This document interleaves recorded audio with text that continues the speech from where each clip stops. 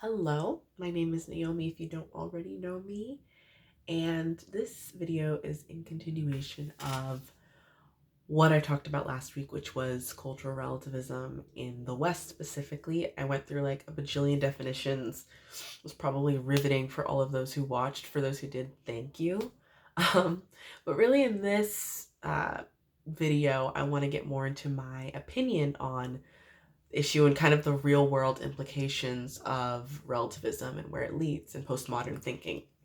Now, a little bit of background. I grew up Christian.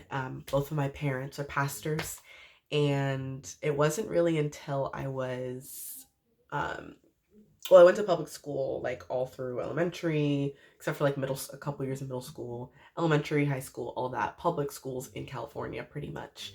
And a lot of it was liberal teachings, and definitely hinged on sort of that postmodern thinking in everyone's truth is the truth. And so that balanced with my upbringing in Christianity definitely shaped sort of my view of, before I even knew the definitions and terms, view of postmodern thinking and cultural relativism, which was this is what the world is saying, and then this is what is true. This is what's absolute, which is the Bible, which is the gospel, and God's word, essentially. And the way He wants us to live is how we need to live, and it's kind of going. It's always going to be in conflict with what the world says, which at the time, was postmodern thinking, which was everything, everything. Not everything goes, but just that this open-mindedness, and not that I was brought up in a really strict religious background. I think it was just the basics of scripture and the gospel. And eventually, when I got to college, was when I decided for myself, hey, like, after thinking about everything, I want to remain Christian. I want to, make this commitment. I was baptized. Actually, it was my senior year I was baptized technically, but I had believed all up until this point. And so this absolute thing, and then being interested in the field of anthropology, where a lot of it has to do with being open-minded, and kind of setting aside my own biases to understand other people. I began to see the benefits and how it could coexist with Christianity, and kind of why I remained in anthropology, because I know a lot of Christians can't really grapple with the social sciences for that reason. But I was able to work with relativistic thought in terms of how I relate to people as a believer. And because a lot of what Christianity teaches is eventually evangelism and missionary work, and all these things, reaching out to people on the people basis, like not just like Bible thumping and all that sort of thing. It's building relationships with others, where they're at, meeting people where they're at, and then if they choose to accept the message, they'll accept the message. And so that's really what anthropology was doing for me at the time, and even relativistic thinking was doing at the time. It really wasn't until my senior year in college where really got excuse me, started reading more of the major thinkers and writers in anthropology, and especially in terms of postmodern thinking. I know I keep bringing it up, but I just found myself having difficulty holding on board with it, because um, with cultural relativism, there came the questions of ethics and moral relativism, and how far is too far, essentially, in research, in what our objectivity as an individual, in the cultures that we see. So there's plenty of um, write-ups on different medical practices, different um, female genital mutilation, for example, cannibalism,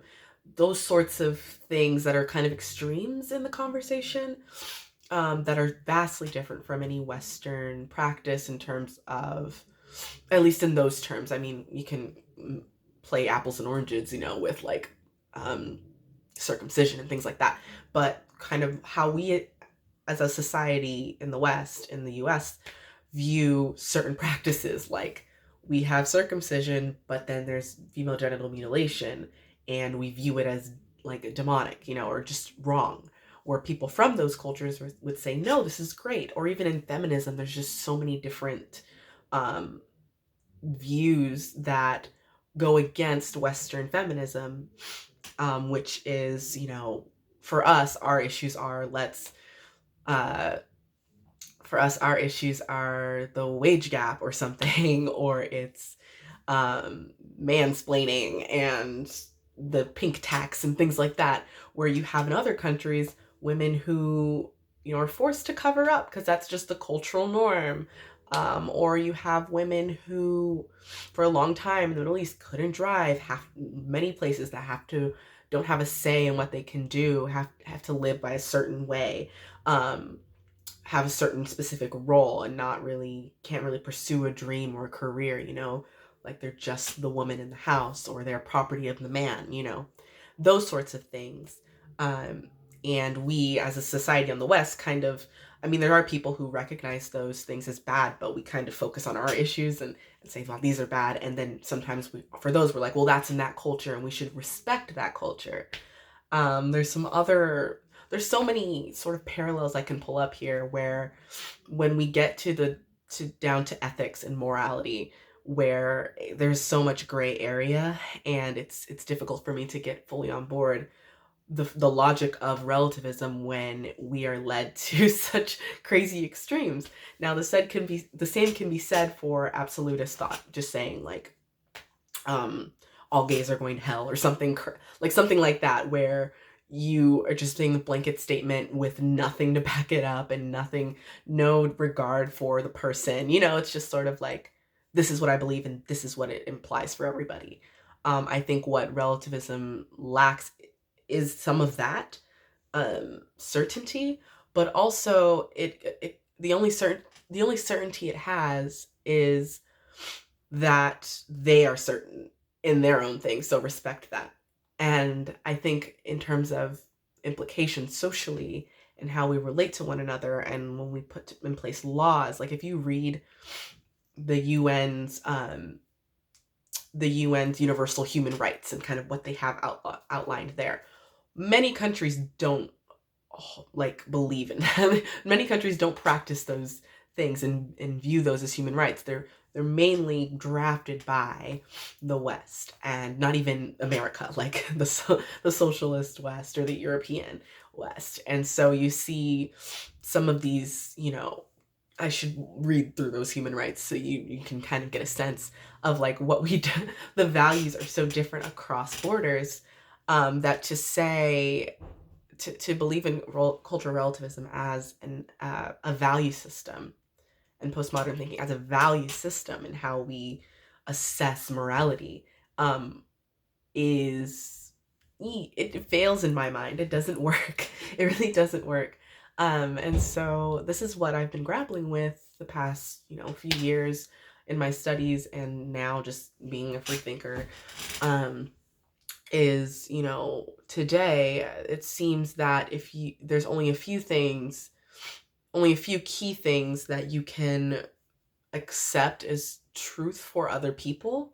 And then there's, for example, some polarizing views that you can accept as a truth. A lot of tenets in Christianity, people just can't get with. They just don't want to follow, anything God has to say. And like, let's, for example, talk about getting drunk. Like, a lot of people think that's silly. Like, why not get drunk? Like, just get drunk. um what's another what Homosexuality is another big one. Abortion's a big one. Those are ones where people are like, let them choose, let them be, let them live. And then there's, other things where Christians would say no, like there are limits to these things. There's a design, there's a way for, that we're meant to live and that God intends for us. And me, I'm still grappling with some of those questions. honestly, just being a human being living in the world, that, that Christianity challenges. But even in a lot of world religions, it seems there are the popular ones and some of the fads coming out of it, like Buddhism and Hinduism. Some of the fads would be like yoga, or some spirituality, or burning, and like peace within self, and very much self fulfillment. And those are obviously, that's prized in our society, or some of those things of like doing good but also benefiting yourself in the long run, um, that in theory sound nice, but then you realize how crappy people are, and especially self-seeking people, what they can end up being and doing to please themselves. You see it in history all the time. And so it becomes a very shaky foundation quickly. Like, you can't even call it a foundation when you start placing value, so much value, in cultural relativism, in postmodern thinking. That's been my issue with it for a while. And for me, I love truth. I love just getting right to it. But I'm learning, and I'm a human in this world. There's a lot of gray area sometimes that we have to sift through and sit with for a long time and deal with until a conclusion can be made.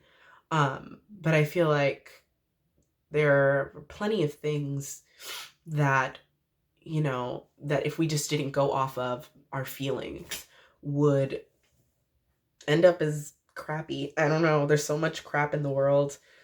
Me, I call it. I see. That's such a postmodern way of thinking. For me, I believe that no, what's true to me, that like those sorts of phrases. I can't even say it like seriously, but what's true. That's a controversial thing to say. What's true is that we're all sinful.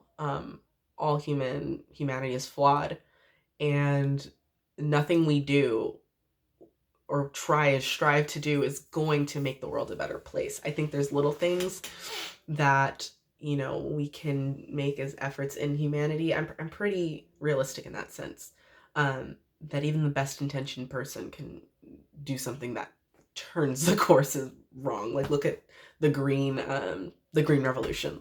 That, like, if you read on the Green Revolution and all of the crappy side effects to the rest of the world, yeah.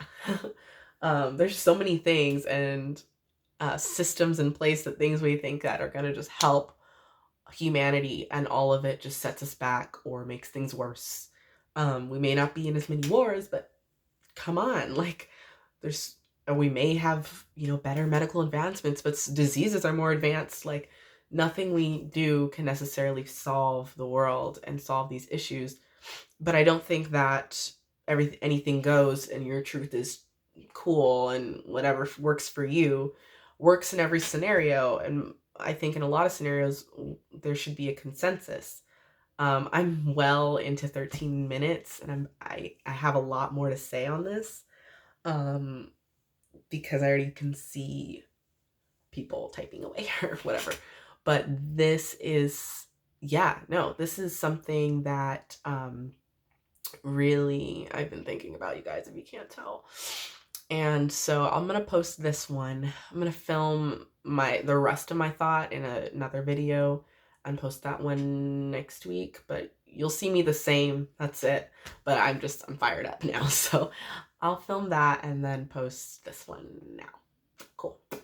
Well, I'll catch you later. If you like this, make sure to like, subscribe, and feel free to comment your thoughts down below. Tell me what you think about this topic, this video. I'm going to film a cover soon. I just have to decide on a song. So for those of you who are like, why the heck is she talking to me in a camera? I'm sick of it. I want to hear her sing.